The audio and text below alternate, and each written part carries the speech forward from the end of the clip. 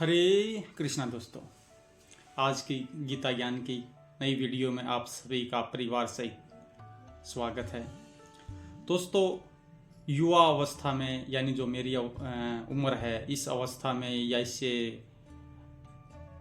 कम उम्र के युवा जो मेरे छोटे भाई हैं, साथी हैं, वो ये सोचते हैं कि अभी तो हमारी जवानी है, मज़े लेने के दिन हैं, अभी हमें भक्ति में क्यों लगना चाहिए। भक्ति तो बुढ़ापे का काम होता है। तो दोस्तों, ये शरीर जो है ये एक तो गलतियों का पुतला है, चाहे इसमें मैं हूँ, चाहे आप है, चाहे और भी कोई भी इंसान है इसमें, और रोगों की मशीन है ये। दोस्तों, हमें ये नहीं मालूम कि हमारे शरीर में कब क्या कैसा रोग लग जाए, तो हम क्यों अपना समय वेस्ट कर रहे हैं, क्यों अपने समय को बर्बाद कर रहे हैं। जब तक हमें सुखी ये स्वस्थ शरीर मिला हुआ है, तब तक भगवान के नज़दीक जाने का हमारे पास अच्छा मौका है, और इस मौके को ना छोड़ें। जब तक बुढ़ापा आएगा तो हम अपने अच्छे कर्मों से अपने बुढ़ापे को भी संवार लेंगे। दोस्तों, देर मत कीजिए, नाम जप कीजिए, महामंत्र का जप कीजिए, गीता का ज्ञान लीजिए। शुरू करते हैं आज का गीता ज्ञान। यावानर्थ उदपाने सर्वत्र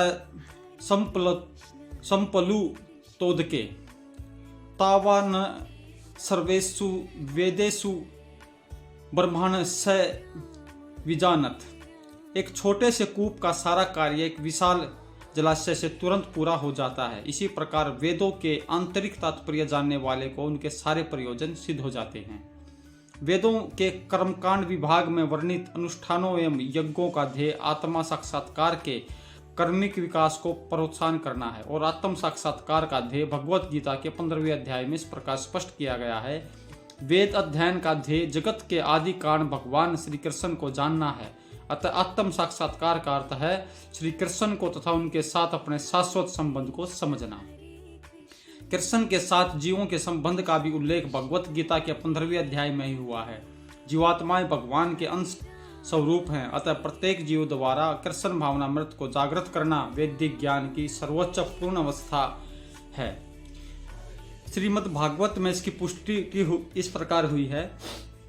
अहो बत स्पष्टोस्तो गरीयाहन यज्जिजी हार्ग्रेहे वर्तते नाम तुभयम ते पुस्तपस्ते जुहुवम शस्त्रुरार्या ब्रह्मानु चूर्णाहम गृह्णति येते।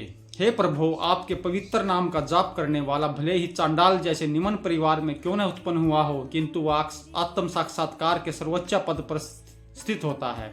ऐसा व्यक्ति अवश्य ही वैदिक अनुष्ठानों के अनुसार सारी तपस्याएं संपन्न किए होता है, और अनेक बार तीर्थ स्थानों में स्नान करके वेदों का अध्ययन किए होता है। ऐसा व्यक्ति आर्य कुल में सर्वश्रेष्ठ माना जाता है।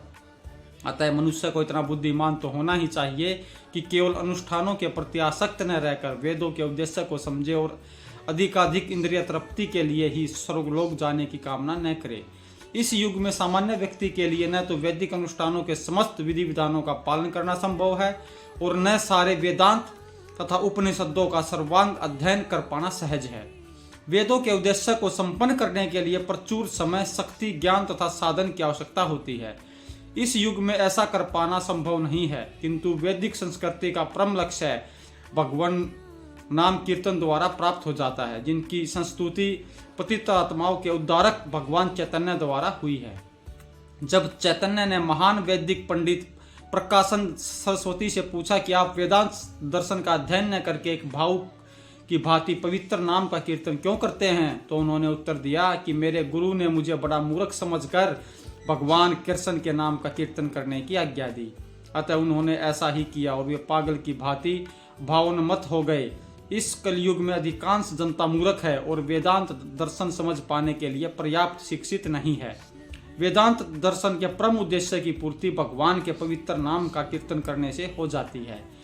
वेदांत वैदिक ज्ञान की पराकाष्ठा है, और वेदांत दर्शन के प्रेरणा तथा ज्ञाता भगवान श्री कृष्ण हैं। सबसे बड़ा वेदांती तो वह महात्मा है जो भगवान के पवित्र नाम का जप करने में आनंद लेता है। संपूर्ण वैदिक रहस्यवाद का यही चरम उद्देश्य है। कर्मण्येवाधिकारस्ते मा फलेषु कदाचन मा कर्म फले हेतु भूर्माहाते संगोश्च सत्तौ कर्मणि। तुम्हें अपना कर्म कर्तव्य करने का अधिकार है, किंतु कर्म के फलों के तुम अधिकारी नहीं हो। तुम न तो कभी अपने आप को अपने कर्मों के फलों का कारण मानो, न ही कर्म न करने में कभी आसक्त हो।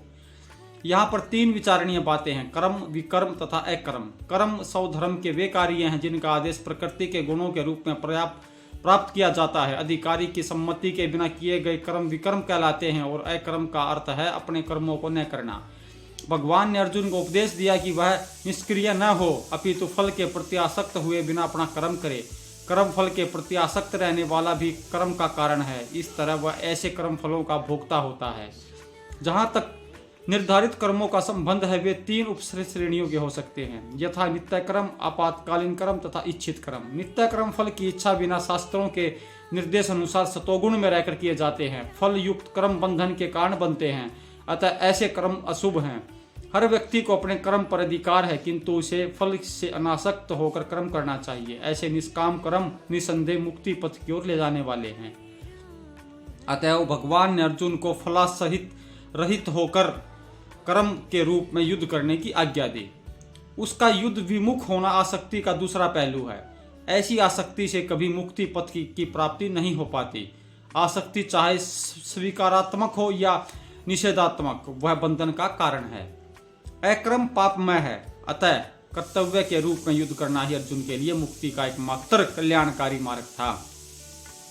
योगस्थ कुरु कर्माणि संगत्वा धनंजय सिद्ध सिद्ध्यो समो भूत्वा समतव योग उच्यते। हे अर्जुन, जय अथवा पराजय की समस्त आसक्ति त्याग कर समभाव से अपना कर्म करो। ऐसी समता योग कहलाती है। कृष्ण अर्जुन से कहते हैं वह योग में स्थित होकर कर्म करे। और योग है क्या? योग का अर्थ है सदैव चंचल रहने वाली इंद्रियों को वश में रखते हुए परम तत्व में मन को एकाग्र करना। और परम तत्व कौन है? भगवान ही परम तत्व है। और चूंकि वे स्वयं अर्जुन को युद्ध करने के लिए कह रहे हैं, अतः अर्जुन को युद्ध के फल से कोई सरोकार नहीं है। जय या पराजय श्री कृष्ण के विचारणीय है। अर्जुन को तो बस श्री कृष्ण के निर्देश अनुसार कर्म करना है। कृष्ण के निर्देश का पालन ही वास्तविक योग है, और इसका अभ्यास कृष्ण भावनामृत नामक विधि द्वारा किया जाता है। एकमात्र कृष्ण भावनामृत के माध्यम से ही स्वामित्व भाव का परित्याग किया जा सकता है। इसके लिए उसे श्री कृष्ण का दास या उनके दासों का दास बनना होता है। कृष्ण भावनामृत में कर्म करने की यही एक विधि है जिससे योग में स्थित होकर कर्म किया जा सकता है। अर्जुन क्षत्रिय है, अतः वह वर्णाश्रम धर्म का अनुयायी है। विष्णु पुराण में कहा गया है कि वर्णाश्रम धर्म का एकमात्र उद्देश्य विष्णु को प्रसन्न करना है। सांसारिक नियम है कि लोग पहले अपनी तुष्टि करते हैं, किंतु यहाँ तो अपने को तुष्ट न करके श्री कृष्ण को तुष्ट करना है। अतः श्री कृष्ण को तुष्ट किए बिना कोई वर्णाश्रम धर्म का पालन कर भी नहीं सकता। यहाँ पर परोक्ष रूप से अर्जुन को कृष्ण द्वारा बताई गई विधि के अनुसार कर्म करने का आदेश है। दूरेन हरवरम करम बुद्धि योगर दवन जय बुद्धो शरणम वंशिच्छ कृपाणा फल हेतुवम।